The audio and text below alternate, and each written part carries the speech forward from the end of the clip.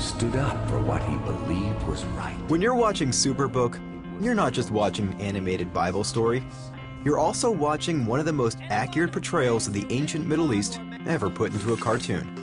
It appears we are in ancient Babylon, approximately 500 BC. Every detail and every shot has been checked for historical accuracy, from the clothes to the armor, even down to the tapestries in the background. If they didn't have it back then, they're not going to have it in Superbook. What could possibly be so important? Here's an example. Take a look at this shot. It's only up there for a few seconds, so if you blink, you might miss it. Now, that massive blue structure is called the Ishtar Gate. It was built by King Nebuchadnezzar in 575 BC and faithfully reconstructed by our Superbook animators 2,500 years later. Now, believe it or not, that gate is still around, only it's not in Babylon anymore. It's now standing in a museum in Germany.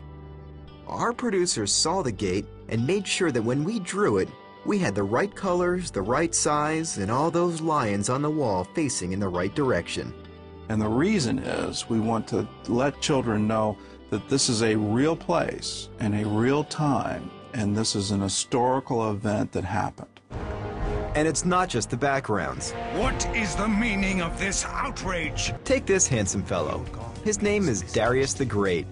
He was the reigning monarch of the Persian Empire between 522 and 486 BC.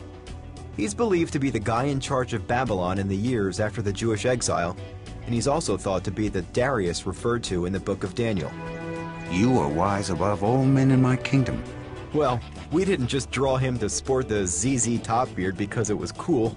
That's actually the way he looked. Even a king can be uncertain about what is right. The more historically accurate we can make them, the longer the series will last.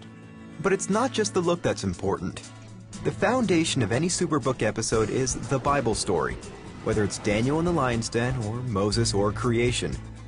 We want to be sure that the story that's being told by us matches up with the story being told in the Bible, even down to the dialogue, which comes directly from the scriptures. Long live the king!